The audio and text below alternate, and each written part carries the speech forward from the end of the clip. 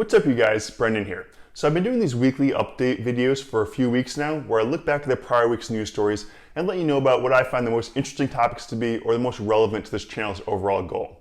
And I've actually really enjoyed it. I've always kept up to date on current affairs, but in the past I would just skim through stories and get a general idea of what was going on. But since I started making this video, I've really dug into these stories and I get a much better understanding of what's going on in the world affairs. And I hope you found these videos helpful too. And if you have, please do me a favor and hit the like button. Also, stick around to the end because I always try and end on a funny or uplifting story so that we're all left on a positive note to begin the week. Now here comes the update.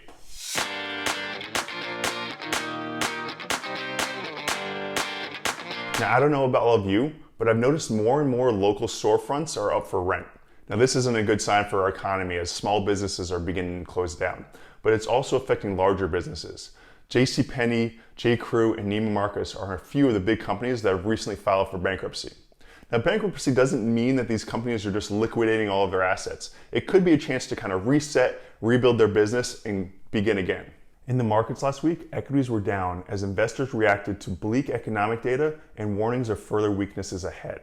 The declines were most pronounced in small cap stocks and value stocks, which isn't great for my investment strategy, but as a long-term investor, I'm not too concerned with short-term movements in the market.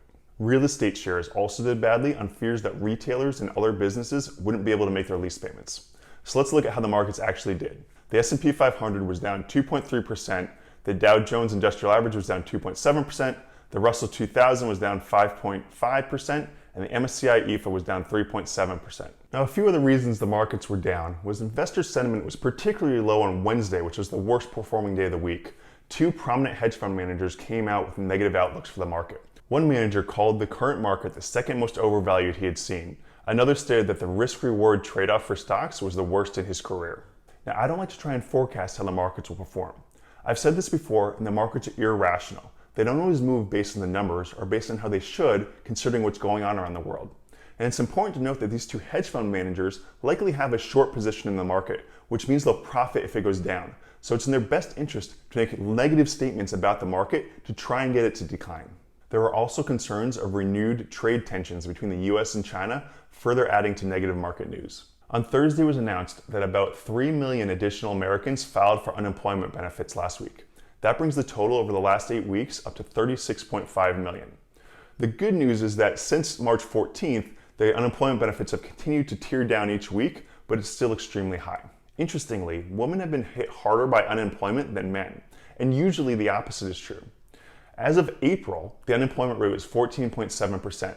For women, it was 16.2%, and for men, it was 13.5%. It's speculated that this is because women are more likely to work in vulnerable sectors like retail or personal care. Many economists believe that the US economy will continue to struggle in the second quarter, and then we'll see a rebound in the second half of the year. Now, like I just said, I'm skeptical of forecasts because they tend to be wrong a lot of the time. So personally, I'm just continuing to add to my investments over time. If there is a decline, then I'll more aggressively add to my investments. So almost every country in Europe and North America has put in some sort of lockdown to try and reduce the virus spread. But not every country has experienced the same sharp increase in unemployment as the US has. Check out this chart comparing the unemployment rates across countries. What's interesting is that the countries with the smallest increases in unemployment all have something in common. Their governments have put in place robust programs that directly pay companies to retain their workers. The US stimulus plan from March included a modest version of this approach and the $349 billion that they put towards the Paycheck Protection Program. They added another $310 billion recently to help support this program. But most of the money from that March stimulus plan went to a mix of other programs. I've detailed that in a video here if you'd like to view it. But one of the largest portions was $300 billion that went to direct payments to many Americans making under $99,000 a year. This was the $1,200 stimulus checks that you might have received. But the evidence so far suggests that those checks haven't been a very good form of stimulus. People who haven't lost their jobs, which is the majority of the American workforce, have used that money to save, invest, or pay down debt. And while I personally think that's a great use of this money, it doesn't help halt an economic downturn. And even with this knowledge, several members of Congress still favor sending checks directly to Americans. On Friday, the House passed a $3 trillion aid package. This doubles the amount of stimulus already passed so far this year, and it includes another round of $1,200 checks to Americans. This new aid package also includes about $1 trillion that will be sent directly to states to help deal with the pandemic effects, And also, it will extend the $600 additional weekly payment for unemployment insurance from, right now it just goes through to July, but they'll extend it to January. Now, this aid package narrowly passed the House, where Democrats hold the majority. It received 208 votes for it and 199 votes against. Now, it's going to have a much tougher time passing the Senate, where Republicans hold the majority. Many Republican senators are very critical of this bill, just calling it a publicity stunt. And President Trump called it dead upon arrival.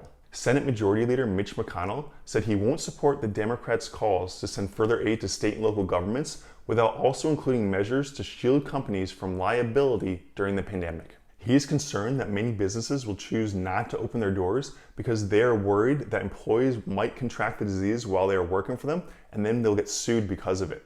This is already happening in meat processing facilities, grocery stores, and retailers that are open. He endorses shielding companies from this liability as long as they follow the federal and state guidelines to reduce the spread of infections. Now, the spread of the virus at meatpacking facilities, combined with increased safety measures and reduced staff, has caused meat production to slow. At grocery stores, we finally have toilet paper back on the shelves, but now we may have a meat shortage. And also, in response to the virus, the TSA is preparing to begin to check passengers' temperatures at a dozen airports as early as next week. Now, details are still subject to change, but the concern is that temperature isn't a great indicator of the virus because it won't detect asymptomatic carriers, and it could block people with other ailments from travel. Now, moving on to the housing market. You may remember back in March that Congress gave American homeowners with a mortgage backed by the government the right to pause their monthly payments if they experience hardship. Through early May, the Mortgage Bankers Association estimates that almost 4 million U.S. borrowers, nearly 8% of all residential mortgages, are in forbearance, meaning that they still owe the payments eventually but can skip them for now without penalty. And the purpose of this was to avoid a wave of defaults by helping borrowers through tough times. And it's too soon to tell if this flexibility will ultimately achieve this purpose. I'm concerned that there are going to be tough times ahead for borrowers as these payments come due. And I hope I'm wrong, but this might lead to a wave of foreclosures. Now, as promised, for some lighter news, on Tuesday, about 200 goats broke through their electric fence in San Jose, California, and roamed the public streets. Check out the video here.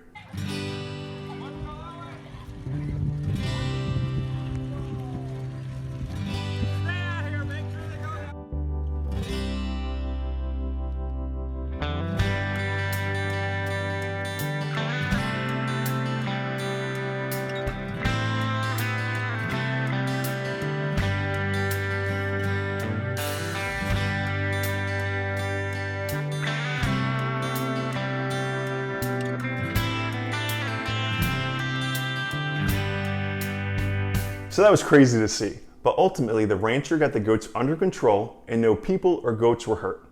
But that must have been entertaining while we were all stuck at home. So is there any other news from this past week that I missed that you think would be important to know? Let me know in the comments below.